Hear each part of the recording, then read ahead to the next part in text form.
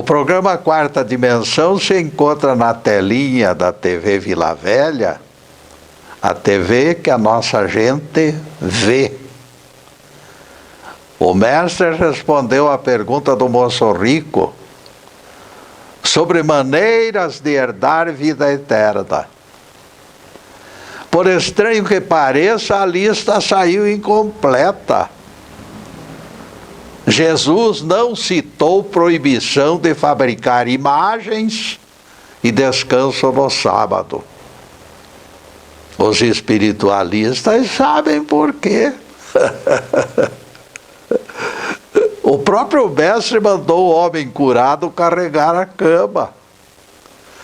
Se ele violou o mandamento, por que o recomendaria ao moço rico? Quanto a imagens, Jeová detonou o preceito ordenando fabricação de imagem, aquela serpente de bronze, ordenada que Moisés a construísse. As contradições teológicas persistiram, todavia, vão mais para frente. O rei Ezequias destruiu a serpente de bronze de Moisés como idolatria, e foi elogiado na Bíblia. Ezequias ganhou fama de rei sem pecados, conforme diz a Bíblia, em Eclesiastes 49, verso 5, por ter acabado com a imagem de Moisés, veja só. Mas o imbróglio ainda continuou, não ficou naquilo. Jesus confirmou o esgotamento de validade dos 10 mandamentos quando disse: do modo que Moisés levantou a serpente no deserto, importa que o Filho do Homem levante, para que todo aquele que nele crê não pereça, mas tenha a vida eterna. João 3, verso 14. A escultura da cobra, proibida pelo rei Ezequias e por Jeová no Êxodo, foi reconduzida aos altares e se tornou símbolo do Cristo Redentor. Aquela cobra. Bons amigos colaboram atrás das câmeras para gerar som e imagem. Com eles na técnica, temos certeza de que tudo correrá bem. O tema de hoje será aposta vazia, estresse e melancolia.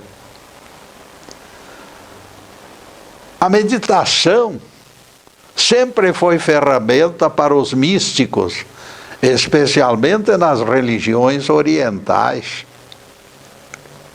Na Índia, as pessoas se entregam de corpo e alma para aproveitar todos os benefícios desta prática milenar. No Ocidente, em vista da pouca divulgação, ela tem sido descoberta por acaso, no meio dos problemas nossos de cada dia. John Cordy Legman escreveu sobre sua experiência pessoal. Acolhemos sua narrativa porque se trata de caso característico dos ocidentais, onde as religiões dão pouca importância à meditação. John se encontrava numa fase difícil, perturbado por inúmeras dúvidas e perguntas sem respostas. Receber a proposta de emprego, cuja aceitação exigiria mudança de domicílio para outra cidade. Monetariamente, a proposta era compensadora, mas ele se preocupava com as alterações que ocorreriam na vida dos seus familiares. E a pergunta era: valeria a pena? Seus trabalhos literários também se encontravam paralisados. Ele não conseguia desfecho satisfatório para completar obra importante que lhe estava sendo exigida pelos editores. Enfim, a vida de John Cordy Legman estava um caos. Diz ele que ao fim de alguns dias de angustiosa incerteza, estava na iminência de aceitar o emprego e encerrar o assunto. Passando diante de barbearia, John, de forma impulsiva, foi cortar o cabelo. Enquanto o barbeiro realizava o corte, aquele homem se entregou aos seus pensamentos. Ele sentiu que alguma coisa estranha ocorria, espécie de desdobramento da consciência e revelações que lhe diziam respeito. Distante dos seus muitos compromissos, centrado nas profundezas do eu, ele se abandonou de maneira completa ao embalo da experiência. Ao levantar-me da cadeira, disse John mais tarde, eu estava em paz. Em paz comigo mesmo e com o mundo, e bastante seguro quanto ao que eu deveria fazer. Recusei o emprego e acabei o trabalho literário em 5 horas. Refletindo sobre o caso à noite, ele percebeu que aqueles momentos tranquilos preencheram o vazio que se formara em seu interior. Algo acontecera. Ele ficara sozinho com os seus pensamentos. Os inúmeros benefícios da interação entre ele e o seu ego foram descobertos por feliz acaso. O episódio da barbearia, entretanto, não era o único. Algo ocorrera na manhã do dia anterior. Essas revelações comandadas pela espiritualidade geralmente acontecem de forma múltipla, mostrando o quanto é pródigo este nosso Deus. John surpreendera sua mulher no andar térreo, no escuro, com a janela aberta, apreciando as primeiras luzes do novo amanhecer. Eu faço isto sempre que me sinto angustiada, disse a mulher. Este encontro comigo mesma renova as minhas energias. O marido perguntou-lhe, mulher, você estava praticando meditação? Ela permaneceu calada. Não se encontrava em condições de responder à pergunta. A esposa de John nem sequer conhecia o significado daquela palavra. Ela fora conduzida ao refúgio de proteção sem conhecer o mecanismo. Ela aproveitara aquela porta aberta para escapar das preocupações da vida, quando todas as fórmulas convencionais falharam. Embora ignorando o mecanismo, ela adivinhara os benefícios da introspecção para a cura dos problemas da alma.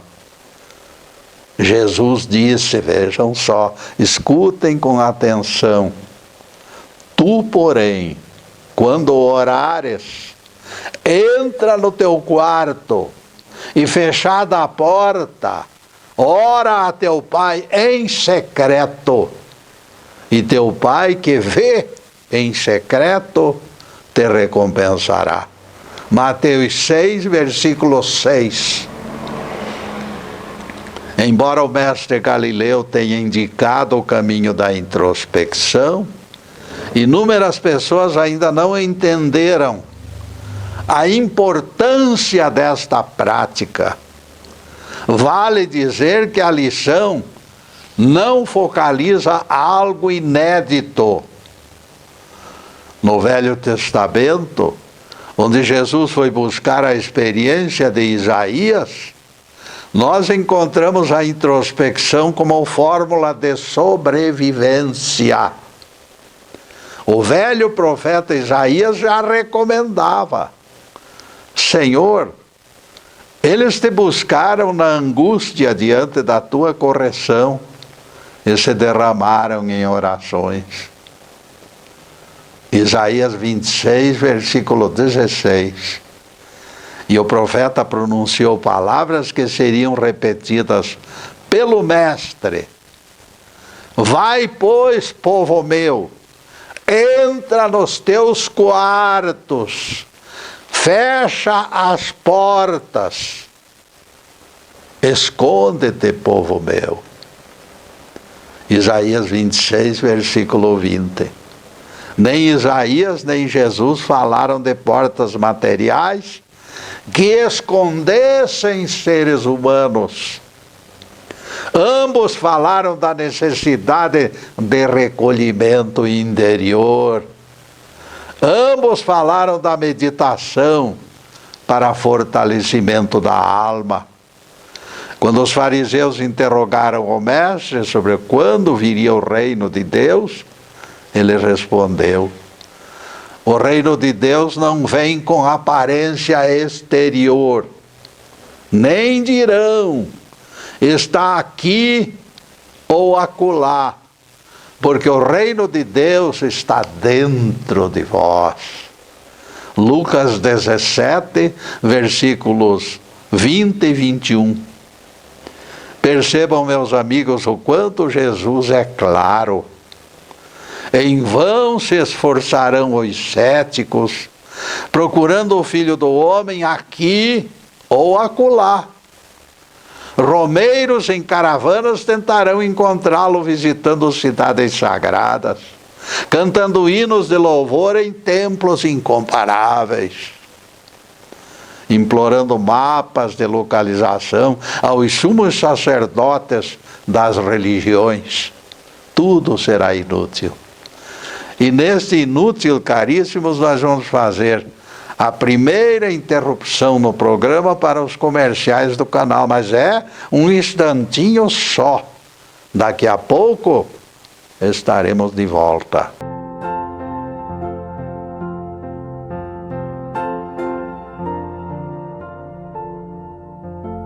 Já estamos no segundo bloco do programa Quarta Dimensão.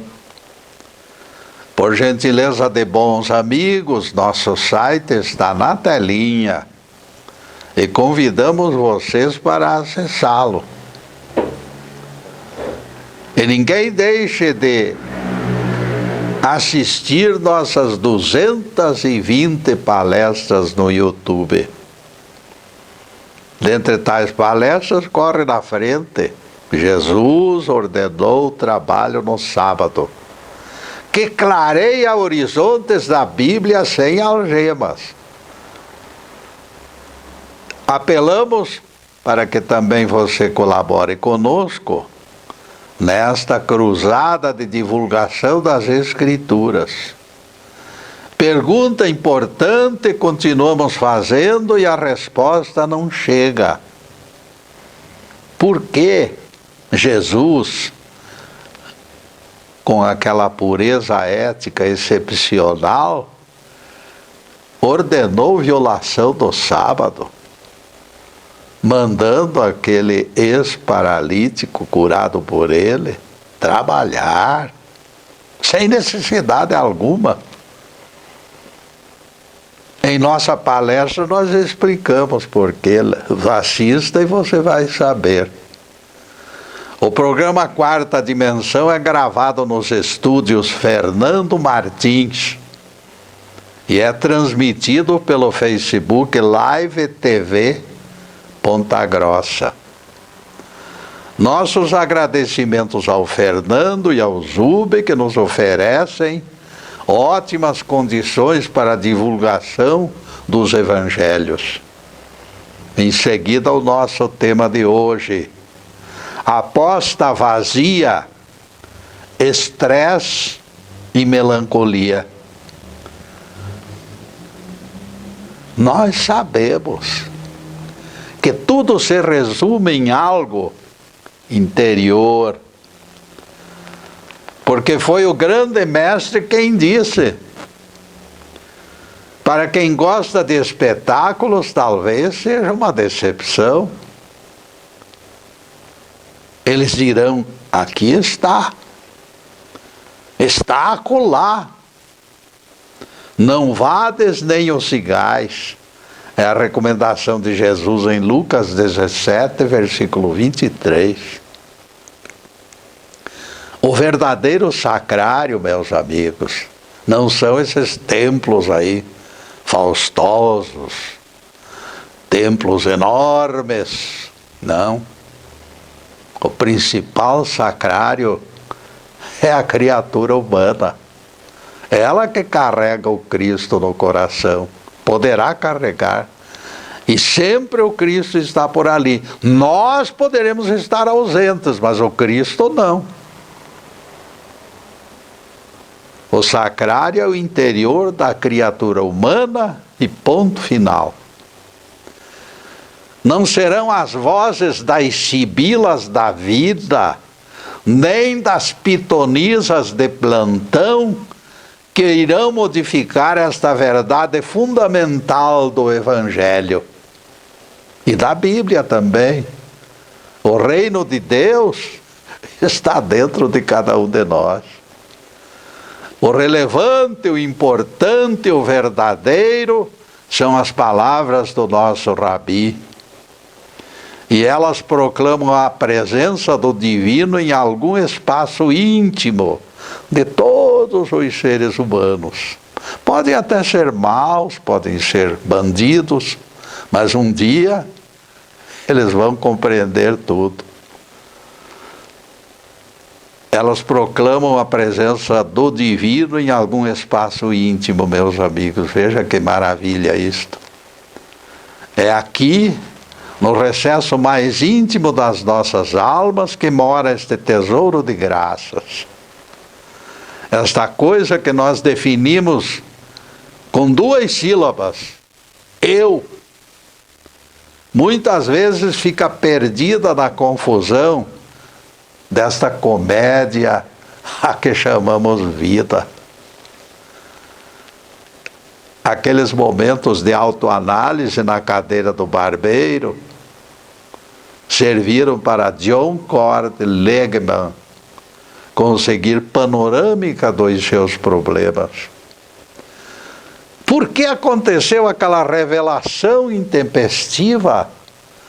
Perguntará o cético mergulhado na desconfiança. Alguém terá produzido mágica? Nada de excepcional aconteceu. É resposta de testemunha ocular. Simplesmente John Cord Legman viu na profundidade aquela energia que pulsava nele. Aquilo tinha olhos de ver, aquilo raciocinava com serenidade, aquilo forneceu soluções criteriosas para os seus problemas. Agia de forma autônoma, aparentemente acima do bem e do mal, como se pertencesse a outro universo. É aquilo que tentamos definir pelo título do nosso tema de hoje: aposta vazia, estresse e melancolia. Enquanto não apostarmos em Deus e no seu Cristo, estaremos peregrinando sem rumo, sem bússola e sem documentos também. Porque muita gente que interpreta a Bíblia aí por aí fornecendo a ideia de um Deus complacente, com todas as maldades, sempre pronto a corrigir o erro dos outros. Isto aí, meus amigos, é perigoso. Se transformará em melancolia e sofrimento, porque Deus não permite essas maldades que estão sendo consumadas. Existe neste assunto um lado extremamente sensível e polêmico.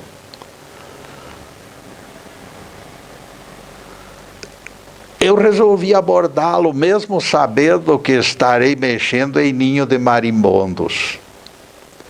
Venha comigo juntos, e juntos poderemos cutucar a onça, embora nossa vara seja curta. Já me envolvi algumas vezes com assunto polêmico, cujas controvérsias valem por ninho de marimbondos e onças ferozes, tudo junto. Vale a pena, entretanto, analisá-lo em profundidade. Quando Jesus respondeu sobre o tempo da implantação do reino de Deus, disse que este tempo não viria com visível aparência. Lucas 17, verso 20. No entanto, alguns versículos depois, o mestre produz um desvio que nos deixa perplexos. Depois de apontar reino escondido, o nosso rabi quase em seguida promete espetáculo gigantesco. Como será isso? Porque assim como o relâmpago fuzilando brilha de uma a outra extremidade do céu, assim será no seu dia o Filho do Homem. Lucas 17, verso 24. O Evangelho mostra que o dia do Filho do Homem será algo ligado à provação de ajuste. Porque o Evangelho diz, assim como aconteceu nos dias de Noé, será também nos dias do Filho do Homem. Não esqueçam essas palavras. Lucas 17, versículo 26. Nos dois períodos ocorrerão correções. Nos dias de Noé houve salvação para 8 pessoas. E nos dias do Filho do Homem haverá nova terra e novos céus, onde a justiça vai imperar. Sim, Getúlio, dirá alguém aflito. Mas qual a razão de que Jesus tenha falado na manifestação discreta do reino e de repente mude o enfoque, apontando relâmpagos? Afinal, o reino de Deus surgirá sem ruídos ou será implantado com foguetório e banda de música? Nosso telespectador reduziu a controvérsia a esses 2 pontos. O reino de Deus é implantado com discrição ou ruidosamente? A pergunta é válida. Vejam que o Evangelho fala nos dias de Noé e também nos dias do Filho do Homem. A palavra dias, usada no plural, define tempo elástico, além das 24 horas. Os dias de Noé representam todos os episódios do planejamento e da construção da arca. Aquele trabalho não foi feito em apenas um dia, não. Os dias de Jesus podem estar ocorrendo usando este parâmetro. Poderá estar ocorrendo em nossos tempos, independente do clímax que acontecerá no juízo final. Neste caso, o juízo final é um processo que já poderá ter começado.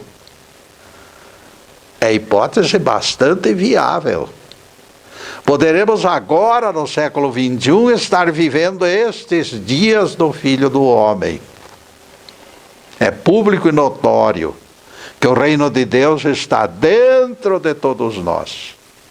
E isto nem deve ser discutido, porque foi Jesus quem fez a afirmativa.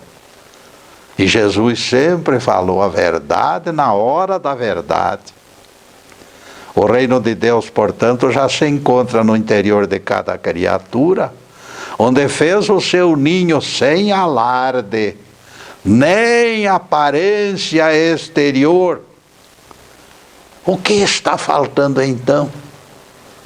É a pergunta das pessoas interessadas nessa interação misteriosa do homem com o divino. E a nossa resposta não poderia ser diferente.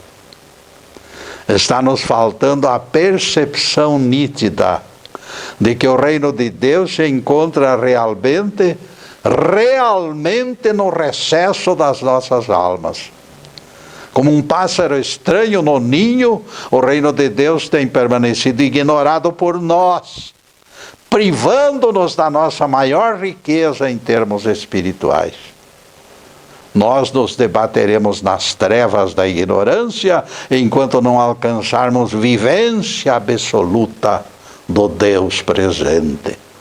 E neste presente caríssimo, nós vamos fazer mais uma pequena interrupção no programa para os comerciais do canal, mas é um instantinho só. Daqui a pouco estaremos de volta. Obrigado.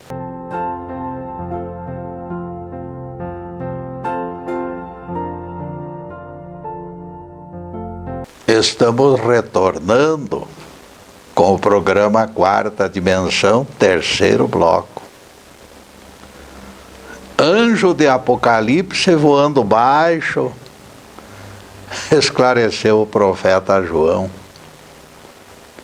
A besta que viste era, mas deixou de ser. Ela vai subir do abismo e será destruída.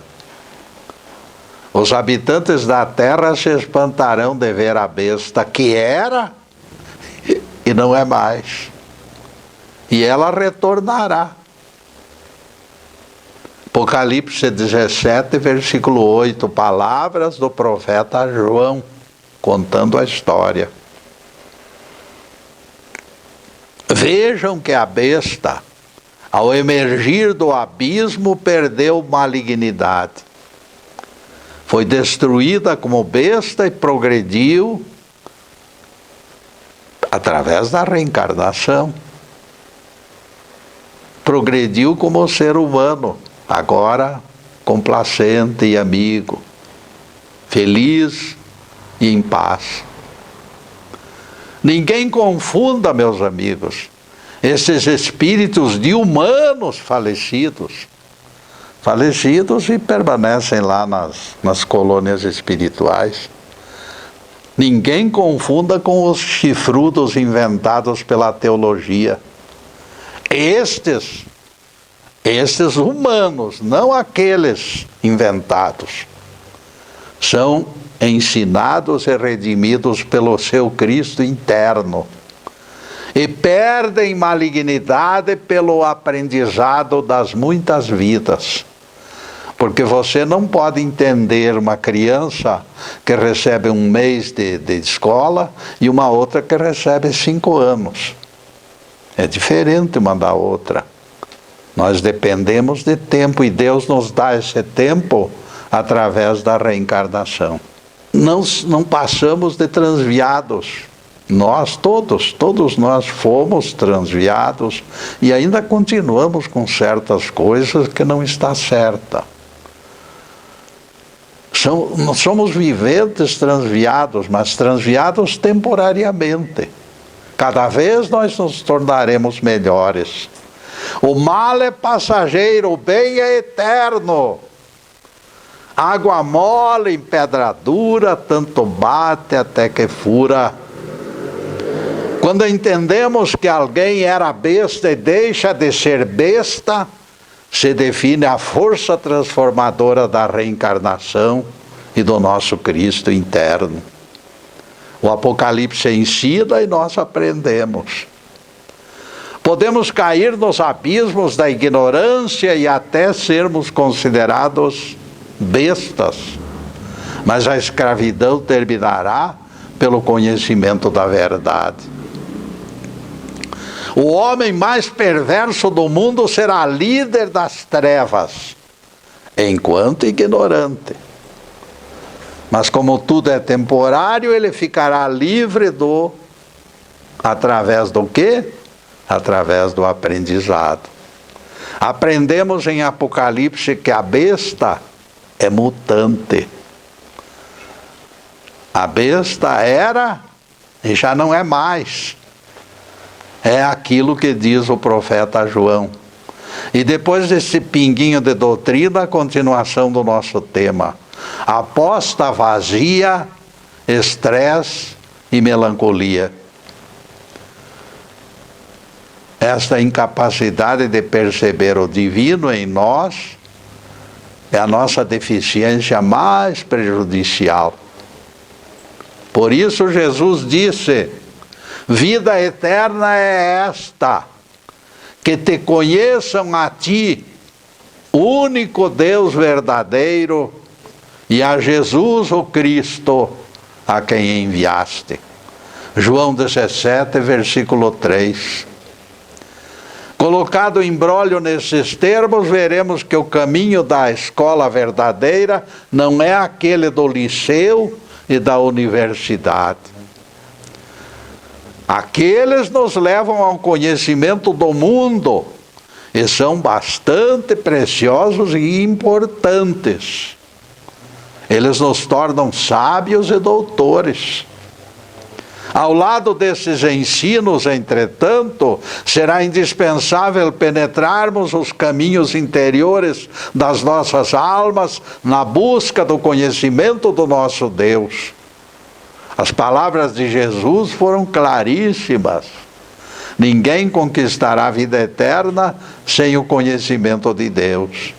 E deparamos que o campo fértil do aprendizado é o nosso interior, repleto de surpresas maravilhosas. E neste ponto aparece a meditação como prática fundamental. A meditação é a única maneira de caminharmos por esta rodovia de mão única, que nos conduz ao verdadeiro centro da nossa individualidade. Afinal, alguém perguntará: o que deve ser feito nesses encontros da pessoa consigo mesma na busca do Deus interno? Respondemos esta indagação com imenso prazer.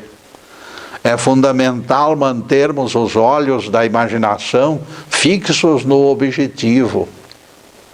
A percepção mais aguda que for possível do nosso eu, um senso de integração que alcance verdadeiramente as profundezas da alma. Temos que acariciar a gostosa verdade bíblica de que Deus não está longe de cada um de nós, como diz Paulo em Atos 17, versículo 27. E o apóstolo complementa os termos da afirmação, dizendo: nele vivemos, nos movemos e existimos. Atos 17, versículo 28. Nele, em Deus, nós vivemos e existimos. Vocês vejam só. No meu entendimento, o básico será consolidar a percepção desse Deus interno que convive conosco, como explicou Paulo. Aqui se localiza todo o manancial da bem-aventurança. Embora a Bíblia repita isto muitas vezes, nós ainda não conseguimos tatear e sentir a presença deste Deus maravilhoso. Somos lamentavelmente ainda desaparelhados diante desta realidade tão flagrante e tão sublime. Adivinhamos sem compreender. Lançamos o anzol sem enxergar o peixe. Tropeçamos no pedestal da lâmpada, porque ignoramos a maneira de ligar a tomada. Não sabeis que sois santuários de Deus e que o Espírito de Deus habita em vós? É a pergunta do apóstolo Paulo. 1 Coríntios 3, versículo 16.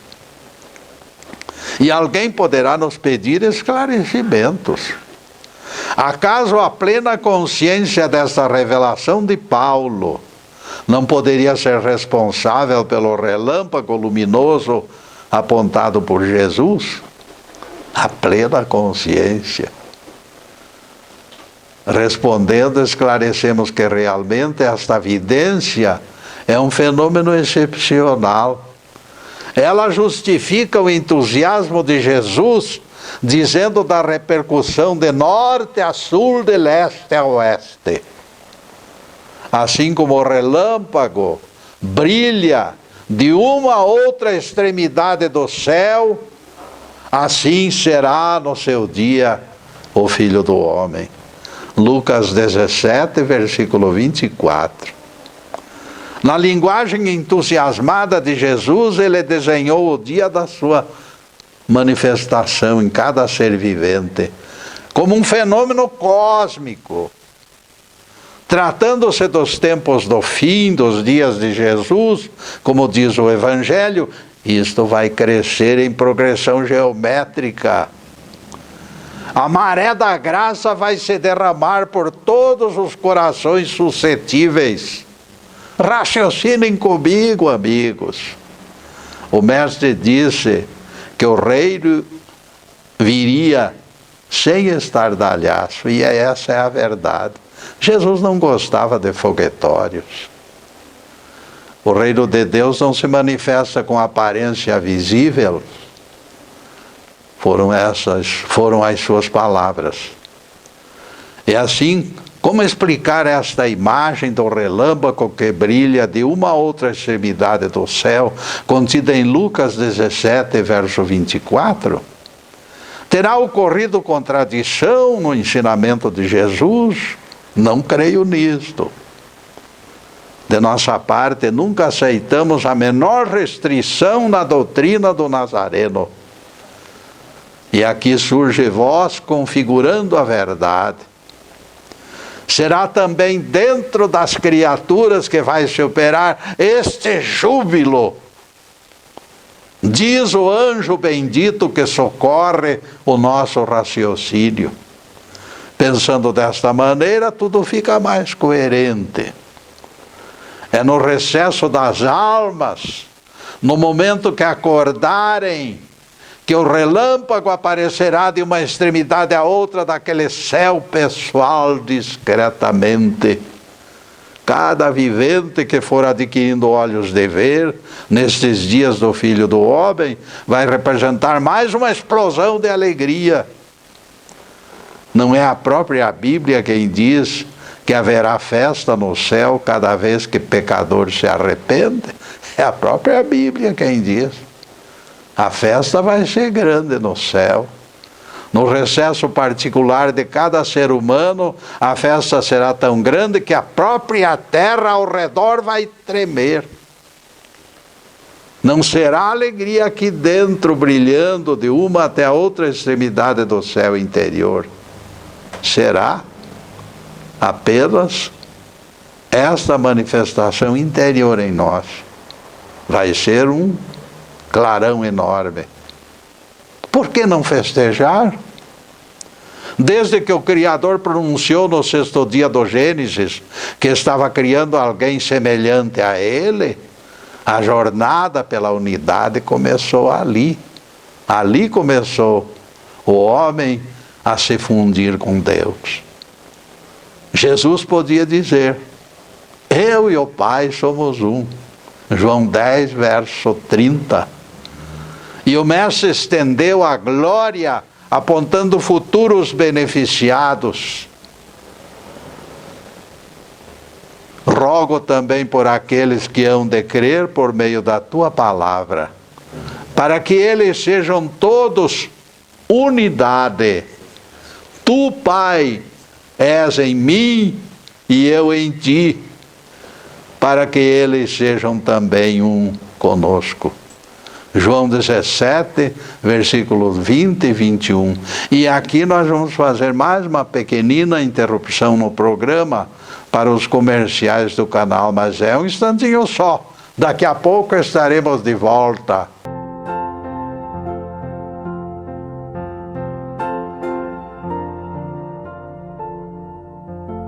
E atingimos o último bloco do programa Quarta Dimensão. O tempo voando rápido como um bólido. E nunca esqueçam sexta-feira como nosso dia de encontro. A partir das 15h30 da sexta-feira, páginas da Bíblia e do Evangelho têm sido focalizadas sem algemas na TV Vila Velha. Para a próxima sexta-feira já estamos elaborando outro tema em idênticos moldes. Em seguida, os últimos questionamentos sobre o assunto de hoje: aposta vazia, estresse e melancolia.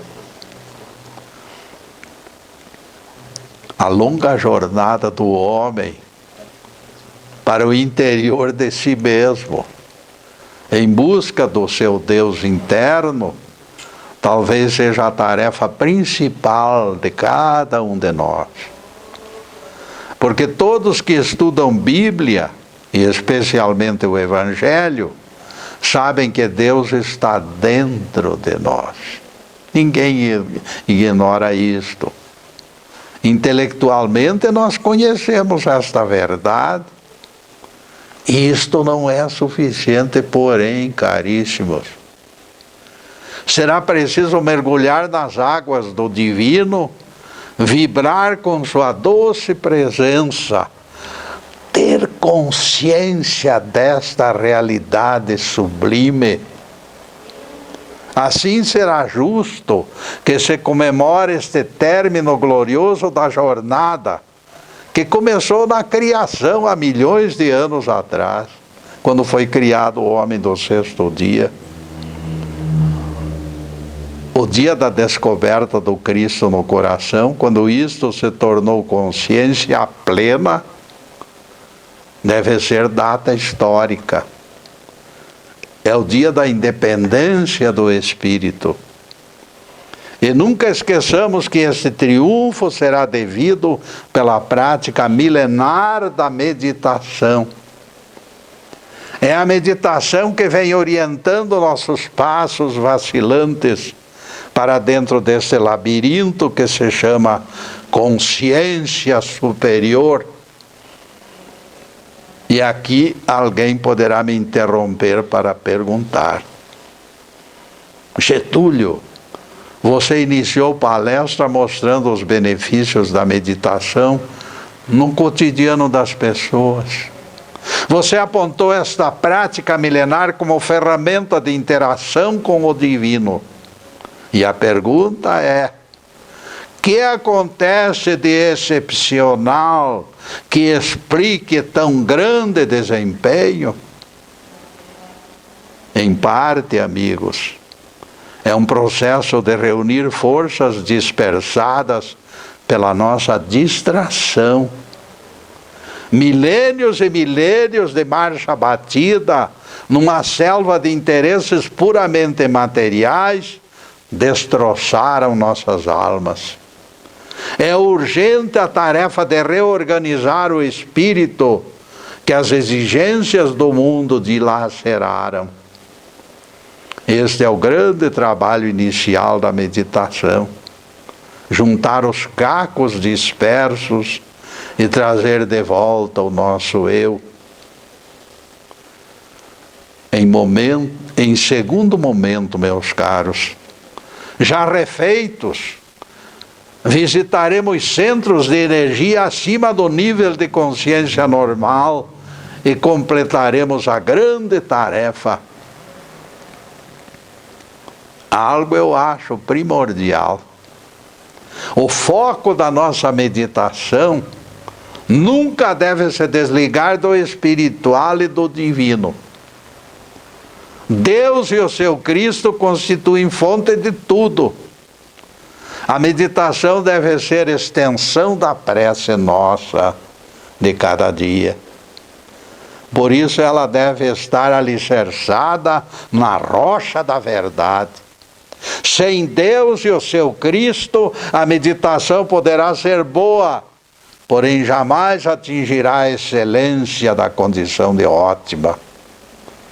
Ninguém se arrisca a sacrificar nos altares do ego exaltado, pois trará sombras para o seu retiro. Ninguém se iluda com o império da mente esperando mágica, porque sem a presença divina, a mente pode ser enganadora. Na raiz de todo o embalo que conduz à meditação perfeita, se encontram as figuras do nosso Pai Celestial e do nosso Cristo. Desviados desse enfoque, que poderemos ser enganados e até prejudicados por expectativa totalmente desviada da realidade.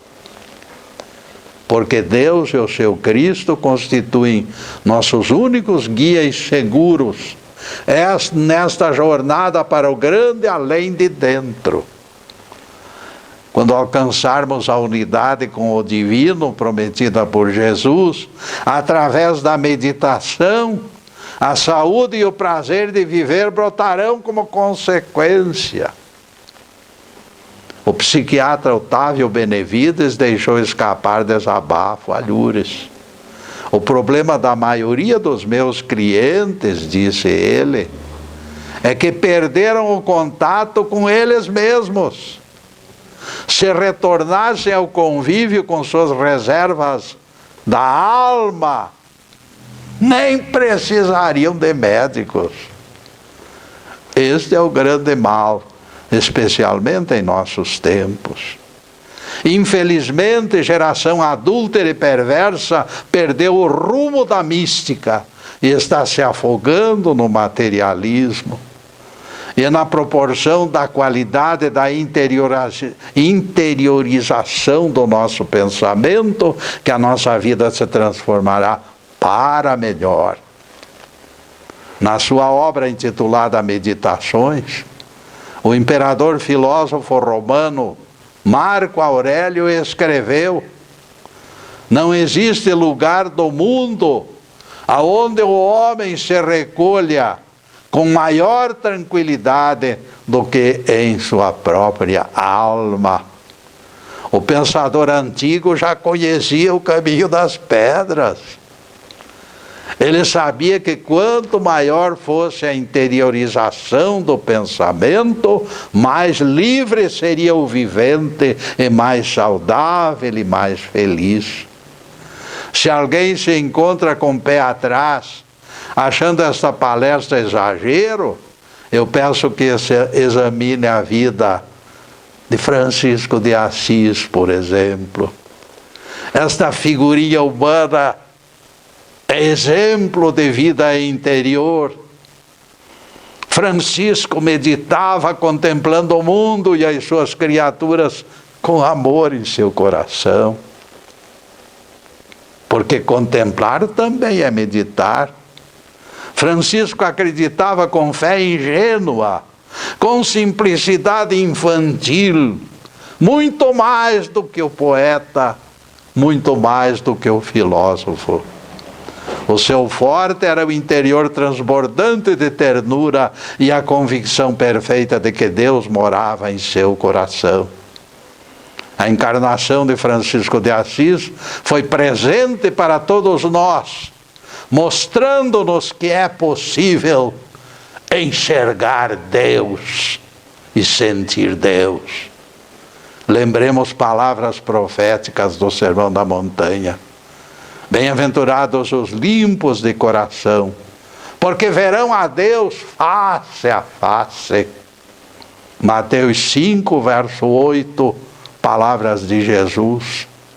Quando alcançarmos as bênçãos de coração purificado, enxergaremos o Pai Celestial.